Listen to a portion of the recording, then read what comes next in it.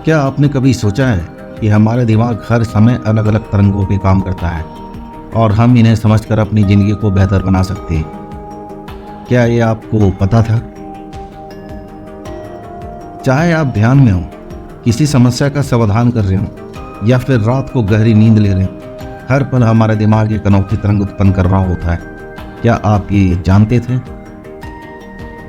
इस वीडियो में हम बात करेंगे अल्फा, बीटा, डेल्टा, थीटा और गामा ब्रेन वेव्स के बारे में और जानेंगे कि कैसे ये सभी वेव्स आपकी मानसिक क्षमता को सुधार सकती है। क्या आप जानना चाहते हैं कैसे अल्फा वेव्स आपको तनाव मुक्त कर सकती है या फिर गामा वेव्स आपकी याददाश्त और कंसंट्रेशन करने की क्षमता को बढ़ा सकती है? तो अगर आप अपनी मानसिक शक्ति को बढ़ाने और अपनी ज़िंदगी को बेहतरी लाने के लिए दिमाग के इन सीक्रेट्स को जानना चाहते हैं तो इस वीडियो को अंत तक जरूर देखें, क्योंकि जो मैं आज आपको बताने जा रहा हूँ वो आपके सोचने की क्षमता को एक नए स्तर पर ले जा सकता है। आज का वीडियो आपके दिमाग की गहराइयों से जुड़ी ऐसी जानकारी देगा जो शायद आपने कभी पहले सुनी नहीं होगी। तो चलिए डाइव करते हैं हमारे मस्तिष्क के उन रहस्यमयी तरंगों में जो आपके पूरे जीवन को बदल सकती है। पर उससे पहले अगर आप हमारे चैनल पे नए आए हैं तो लाइक और सब्सक्राइब करना ना भूलें, और अगर वीडियो आपको अच्छी लगे तो अंत में इसे शेयर जरूर करें। तो चलिए शुरू करते हैं। मस्तिष्क की विभिन्न अवस्थाओं के संदर्भ में ब्रेन वेव्स का विश्लेषण और उसका गहन अध्ययन हमें यह समझने में मदद करता है कि किस प्रकार हमारा मस्तिष्क अलग अलग मानसिक और शारीरिक अवस्थाओं के दौरान कार्य करता है। हमारे मस्तिष्क में 5 प्रकार की ब्रेन वेव्स होती हैं: डेल्टा, थीटा, अल्फा, बीटा और गामा। इन सभी ब्रेन वेव्स की एक फिक्स फ्रीक्वेंसी होती है और ये विभिन्न मानसिक स्थितियों, भावनात्मक अवस्थाओं और संज्ञात्मक कार्यों से संबंधित होती है। पहले नंबर पे आता है delta brain wave. Delta brain waves मस्तिष्क की सबसे धीमी तरंगें होती हैं जिसकी फ्रीक्वेंसी 0.5 से 4 हर्ट्ज के बीच होती है। ये गहरी नींद, जिसे हम डीप स्लीप भी कहते हैं, और बिना सपनों वाली नींद के दौरान प्रमुख रूप से उत्पन्न होती है। डेल्टा वेव्स की प्रमुख भूमिका शरीर की मरम्मतों और टिश्यूज के पुनर्निर्माण में होती है। जब व्यक्ति गहरी नींद में होता है तब डेल्टा तरंगें सक्रिय होती हैं और यह नींद हमारे जीवन के लिए सबसे अधिक उपयोगी होती है, क्योंकि हमारे शरीर में जितने भी रिस्टोरेशन के काम होते हैं इसी वक्त होते हैं। डेल्टा वेव्स का संबंध शरीर की हीलिंग, इम्यून सिस्टम को सशक्त करने और मस्तिष्क के पुनर्निर्माण से है। जब मस्तिष्क डेल्टा वेव्स उत्पन्न करता है तब शरीर के सभी मुख्य अंग, मांसपेशियां और तंत्रिकाएं आराम की स्थिति में होती हैं और शरीर के अंदर मरम्मत की प्रक्रिया सक्रिय होती है। इसलिए डेल्टा वेव्स को हीलिंग वेव्स भी कहा जाता है।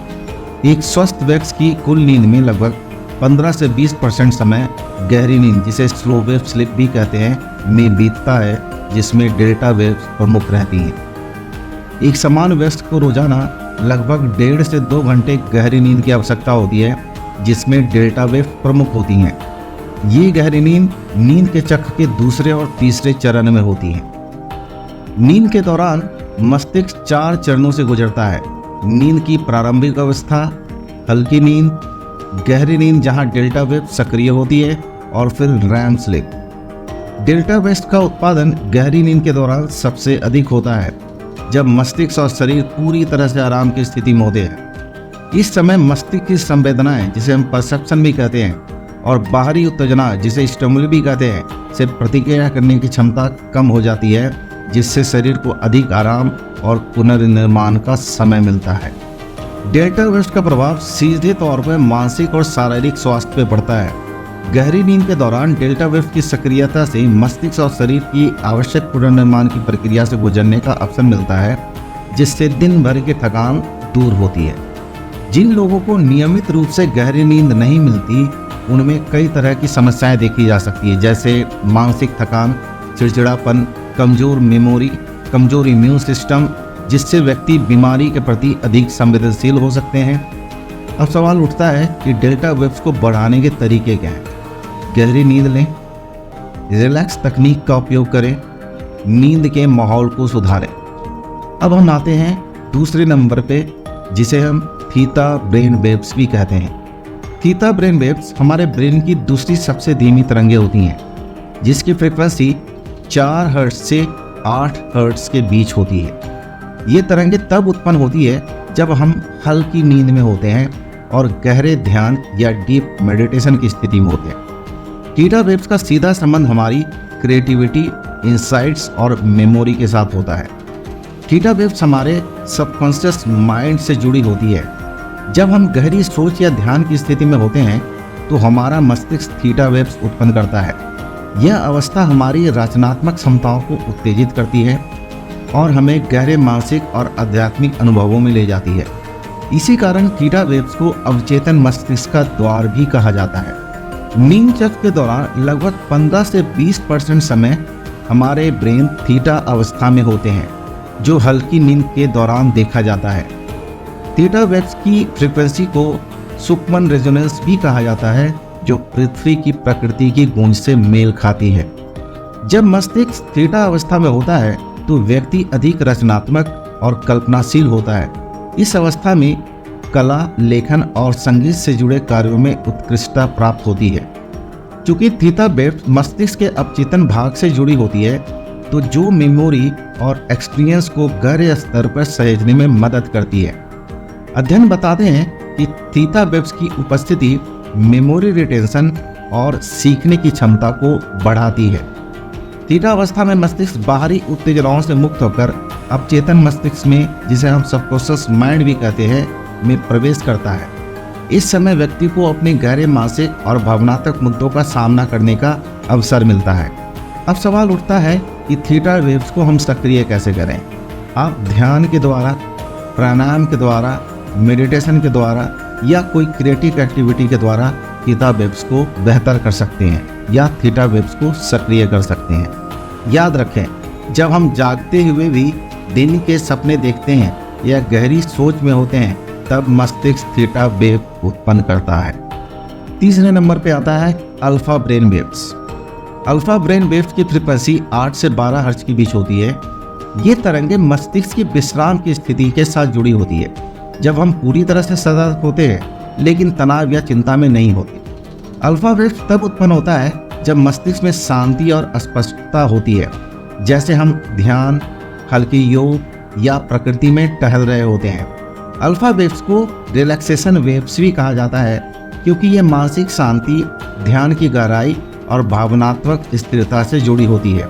अल्फा वेव्स का सीधा संबंध मस्तिष्क की एक ऐसी अवस्था से होती है जहां व्यक्ति सतर्क होता है लेकिन अत्यधिक मानसिक उत्तेजना नहीं होती।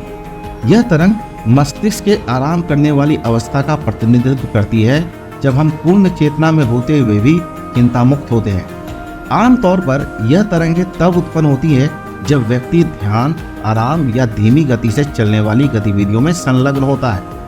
अल्फा वेव सबसे ज़्यादा मस्तिष्क के पोस्टीरियर भाग, जिसे ओसिपिटल रीजन भी कहा जाता है, में सबसे अधिक पाई जाती है, जहां विजुअल प्रोसेसिंग और विश्राम होता है। दिन भर में मस्तिष्क की गतिविधि के लगभग 50% समय अल्फा तरंगें सक्रिय होती हैं, खासकर जब व्यक्ति विश्राम या हल्की मानसिक गतिविधियों में होता है।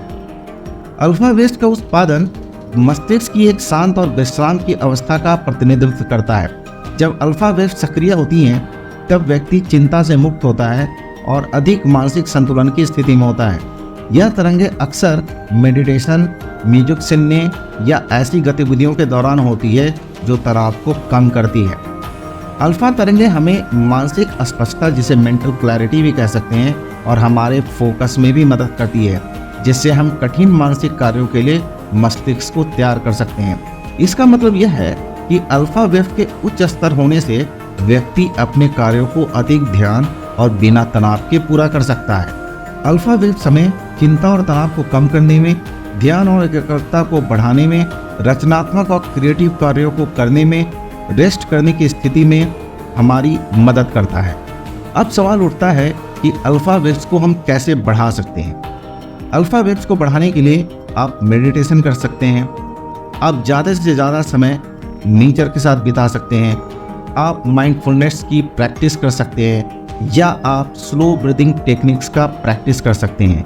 स्लो ब्रीदिंग टेक्निक्स में धीमी और गहरी सांस लेते हैं, जिससे मस्तिष्क को अधिक ऑक्सीजन मिलती है और तनाव कम होता है, जिससे अल्फा वेव्स का उत्पादन बढ़ता है।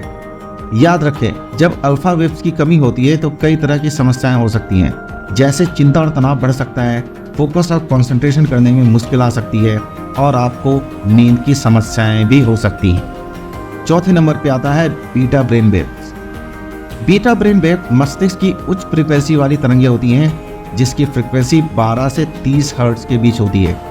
ये तरंगें तब उत्पन्न होती है जब मस्तिष्क सक्रिय रूप से सोचता है, ध्यान केंद्रित करता है, समस्याएं हल करता है या कोई कॉग्निटिव कार्य कर रहा होता है। बीटा वेव्स हमारी दैनिक गतिविधियों में सबसे अधिक सक्रिय रहती है जब हम सतर्क होते हैं, किसी समस्या का समाधान कर रहे होते हैं या किसी कठिन मानसिक कार्य में लगे होते हैं। बीटा वेव्स का संबंध हमारे मेंटल अवेयरनेस से भी है और कॉग्निटिव एक्टिविटीज से भी होती है। जब व्यक्ति किसी विषय पर गहराई से विचार करता है, तब मस्तिष्क में तरंगों की उच्च गतिविधि देखी जाती है, इसलिए इसे अलर्ट स्टेट वेव्स भी कहा जाता है। बीटा वेव्स का मुख्य कार्य मस्तिष्क की सोचने, ध्यान देने और समस्याओं को हल करने की क्षमता को बढ़ाना है।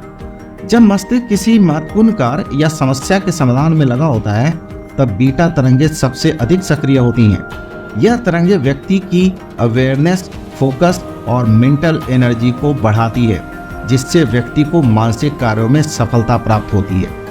बीटा वेव से ध्यान और फोकस में वृद्धि होती है, आपके समस्या समाधान करने की क्षमता में वृद्धि होती है, आपके लॉजिकल इंटरप्रिटेशन में वृद्धि होती है, आपके रीजनिंग में वृद्धि होती है, आपके कॉग्निटिव एक्टिविटीज में वृद्धि होती है, आपके अवेयरनेस में वृद्धि होती है।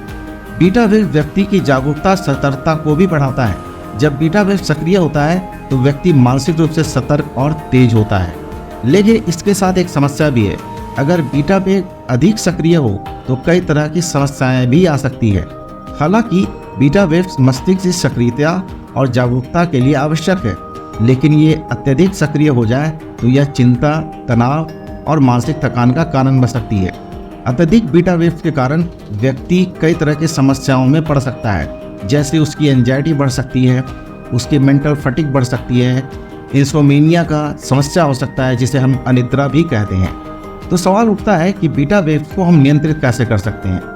बीटा वेव्स को नियंत्रित करने का सबसे अच्छा साधन है ध्यान और विश्राम।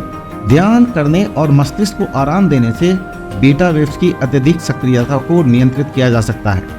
इसके अलावा प्रकृति के साथ समय बिताने, धीमी गति की गतिविधियों में संलग्न होने से मस्तिष्क को विश्राम मिलता है, जिससे बीटा वेव्स की गतिविधियों को नियंत्रित किया जा सकता है। माइंडफुलनेस की प्रैक्टिस भी आपकी काफ़ी मदद कर सकती है।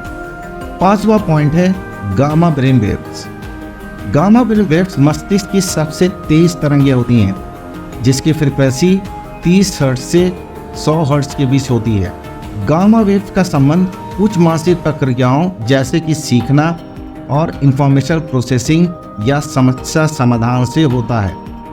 गामा वेव्स मस्तिष्क के विभिन्न भागों को जोड़ने और सूचना का त्वरित आदान प्रदान करने में सहायक होती है। जब हम जटिल समस्याओं को हल करते हैं या गहरी सोच में होते हैं, तब गामा वेव सक्रिय होती है। ये तरंगें मस्तिष्क की उच्च अवस्थाओं को जैसे कॉग्निटिव प्रोसेस या मेमोरी रिट्रीवल में भी मदद करती है। गामा वेव्स व्यक्ति की उच्च मानसिक क्षमताओं को सक्रिय करती है, जिससे मस्तिष्क की दक्षता बढ़ती है। इन तरंगों को बढ़ाने के लिए ध्यान या मानसिक चुनौतियों में शामिल होना मददगार हो सकता है। इसी के साथ मैं इस वीडियो को अंत करता हूँ।